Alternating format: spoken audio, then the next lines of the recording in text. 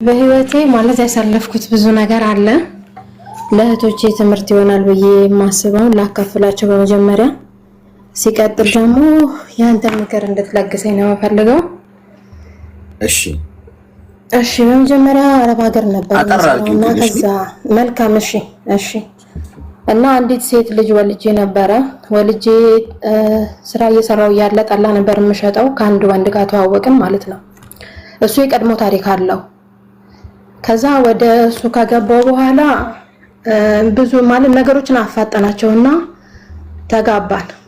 ፋዘር አይፈልግም ነበረ እና ከገባው በኋላ ግን እማላቀው ሰው ነው የሆነው። ሁሌ በቃ እየጠጣ እየመጣ ይማታል ሁሌ ማለት ነው። እና የመጨረሻ ጊዜ እንዳልወጣ ቤተሰብ አይፈልግም ነበር ይሄን ትዳር። መጀመሪያ ላይ ተቃዋሚ ነበሩ እነሱ ማለት ነው። ከዛ ከገባው በኋላ የሰው ሞሬ ስለነበረ ቀድሞም ሌላ ትዳር ስለነበረው ያን ነገር ተቋቁሜ ለመኖር ተገደድኩኝ ማለት ነው። እና ልጅ ተፈጠረ። ከዛ ያንን ልጅ እያሳደግኩ እያለ የቀድሞ ሚስቱ በነገራችን ላይ እርጉዝ እያለው መታችኝ ማለት ነው። ሆዴ አዎ መጀመሪያ ይፈታት እዛውኛ ጋር ናት። እሺ ከዛን ያው ሆስፒታል ተኝቼ ወልጄ ወጣሁኝ። ከወለድኩ በኋላ ልጁም ጤነኛ አልነበረም። በቃ እንደዛ እያለ ቀጠለ ህይወት ማለት ነው። እና በጣም ከባዱ ነገር ግን መጨረሻ ላይ ያኔ ሳሳጥርላችሁ መሳሪያ ሁሉ መዞ በጠራራ ፀሐይ እኔን ሊመታኝ ተገደደ ማለት ነው አገር ባለበት። እና ሁለት ልጆች ወልጃለሁኝ። በመሳሪያ ሰደፍ መታኝ ለመጀመሪያ ጊዜ። እና ወጥቼ ከዛ ተመልሼ ታርቄ ደግሞ ገባውኝ ማለት ነው የሰፈር ሽምግልና። ያኔ እውቀቱም ብዙ የለኝም። በነገራችን ላይ በ22 ዓመት ነው የተጋባ ነው ከሱ ጋር። የመጀመሪያ ልጅ በ19 ዓመት ከምናምን ነው የወለድኳት። ለእናቴ ሰጥቻት ነው እሷ ወደዚህኛው ትዳር የገባሁት ማለት ነው። እና ሁለት ልጆች ወለድኩኝ። የሁለተኛ ልጁን ወልጄ በ14 ቀን ጥሎ ወደ መከላከያ ሰራዊት የገባው ማለት ነው፣ ወደ ኦሮሚያ ፖሊስ በ14 ቀን። ከዛ በኋላ ግን አረቄም ጠላም አረቄም ማወጣለሁ ጠላም እየሸጥኩ ነበር፣ ልጆችን እያሳደግኩ የነበረው። እና የመጀመሪያው ልጅ 8 ዓመት ሲሞላው በቃ ትቶኝ ሄዷል። በ3 ወር ምናምን ይመጣል። በወር 2000 ብር ነው ተቆራጭ የሚያደርግልኝ። ግን እንደዛም ሆኖ በቃ በሚመጣ ሰዓት ሰላም አይሰጠኝም ነበረ። ሁሌ ይመታኛል እየመጣ ማለት ነው ማታ ማታ። ብቻ ከባድ ነበር ያሳለፍኩት ጊዜ። ከዛ መጨረሻ ላይ ፓስፖርቴን አሳደስኩኝና ምንም ነገር ሳልነግረው ወደ አረብ ሀገር ተመልሼ መጣሁ ማለት ነው። ሾይ በስ ማፊሽ እና አንዱን ልጅ እሱ ቤተሰቦች ጋር፣ አንደኛውን ደግሞ ለእናቴ ትንሹን ሰጥቼ መጣሁኝ ወደዚህ። ግን ስመጣ እስከምጨርስ ድረስ ወረዴ ምንም ነገር አላወራሁለትም። ከዛ ካሁን በኋላ የፈለከውን ነገር ማድረግ ትችላለህ፣ እዚህ ከደረስኩ በኋላ የፈለከውን ነገር ማድረግ ትችላለህ፣ እኔ አሁን ላይ መጥቻለሁኝ ብያልኩት ማለት ነው። ግን እስካሁን ድረስ ወረዴ ገንዘብ ምናምን አልክለትም ለሱ። ልጆቼን እረዳለሁኝ። ግን ልጆቹ ስቲል ምን ለበሱ እንዴት ሆኑ ብሎ ወለ ለልብስም ለምንም ነገር የሚያስበው ነገር የለም። ገብተዋል። ሁሉን ነገር ራሴን ያደረኩ ያለሁት ማለት ነው። እና በቃ ማለት የምፈልገው ምንድነው ቢያንስ በአረብ ሀገር ላይ ያላችሁ እህቶቼ ከኔ ተማሩ። በእርግጥ ማንኛውም ሰው ትዳር ያገባል፣ ይፈታል፣ ይወልዳል።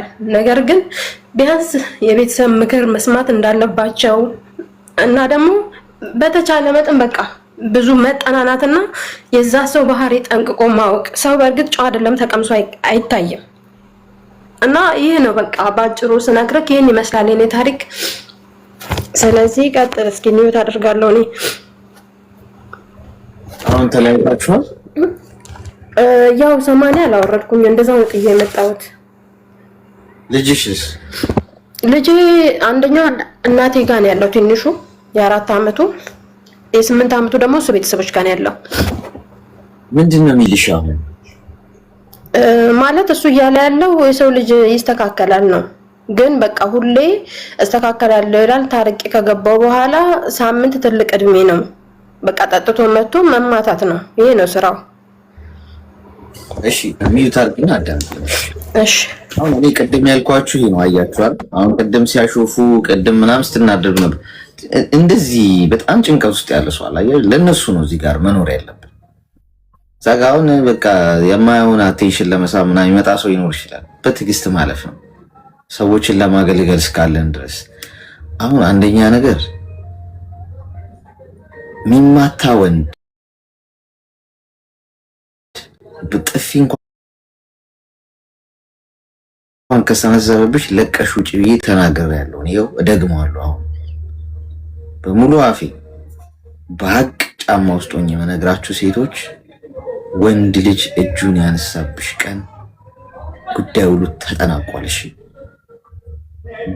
በመሳሪያ ሰደፍ የመታሽ ቀን አብቅቷል። እንጂ ነው እሱ ጉዳይ። ኔክስት በር ዘግቶ ቃታ ስቦ ግንባርሽ እንደሚተኩስ አረጋግጥ።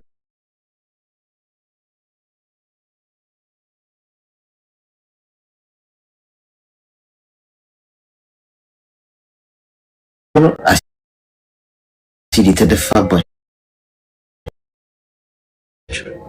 ያንን አድራጊው ሰው ውስጥ ይኖራል። መቀለም ነው፣ ሌላ ታሪክ የለው። ምን ይሆናል? እሱ ይኖራል። ህይወትን ያመታሰር ቅጣት ነው አይነው፣ ግን እዛም ይኖራል። እድሜ ልክ ተፈረደበት። ምን ተጎጂዋ የሞተችው ነች። ማንም ፍትህ አይሰጣችሁም እዚህ ምድር ላይ። ፍትህን ራሳችሁ ነው መውሰድ ያለባችሁ። ፍትህን ማንም ሰው የማይሰጥሽ ከሆነ በራስሽ እጅ ትወስጂዋለሽ ማለት ነው። እንዴት? አንዴ የመታሽ ቀን ከዛ በኋላ አንቺ እሱ ጉዳይ ተጠናቋል። ባልና ሚስት የሚባል ታሪክ የለም። እንደዚህ ነው ፍትህን መውሰድ ማለት። አለበለዚያ ነገ ይስተካከላል፣ ይሻሻላል ምናምን። መቼም አይሻሻል። መቼም የማይቀየር ነገር ልንገራችሁ። የሚማታ ወንድ በቃ አይቀየርም። በቃ ይሄው እንቅጩን ያስምሬ ልንገርሽ፣ ይሄው የስሜን ያለ እርግጠኛው ነኝ ልንገርሽ፣ ይለወጥ።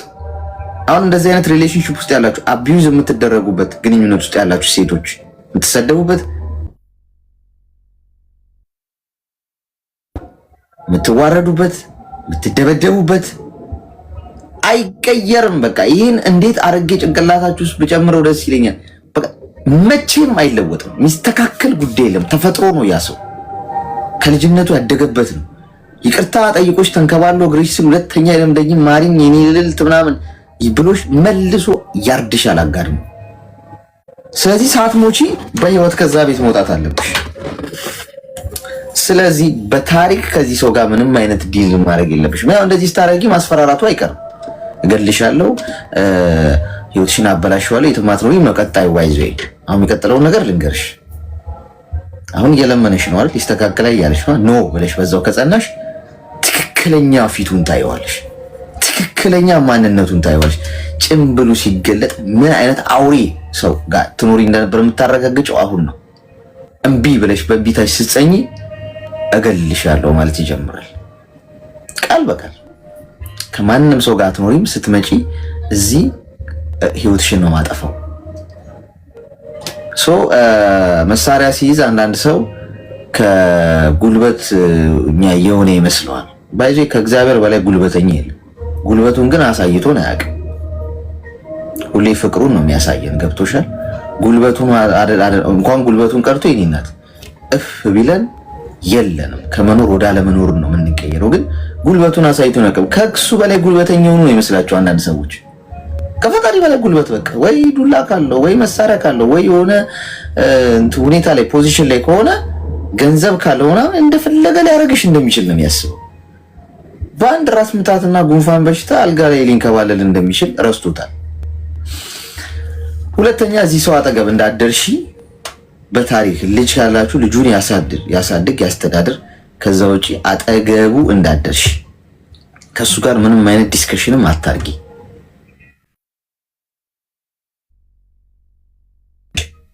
አሁን ደግሜ ልንገራችሁ፣ ውጡ፣ ለቃችሁት። ይሄን በማየቴ ማለት ነው፣ ይሄን በማለቴ ለዘላለም ነው ማላፍርበት። የብዙ ሰዎች ህይወት ሲበላሽ ስላየው ተግባባን። ገባሌስ እውነት ነው። እና አመሰግናለሁ። ተባረክ፣ እድሜና ጤና ይስጥህ። እውነት በጣም ነው የማመሰግነው። ኮሜንታተሮችም እጅግ በጣም አድርጌ አመሰግናለሁ። ይበልጥ ደግሞ ፎሎ ብታደርጉኝ ደስ ይለኛል፣ በቅን ልቦና ማለት ነው። እና አመሰግናለሁ አሌክስ፣ ክበርልኝ እውነት። እሺ እና አመሰግናለሁ። እንዳንተ አይነት ሰው አያሳጣን መድኃኒዓለም።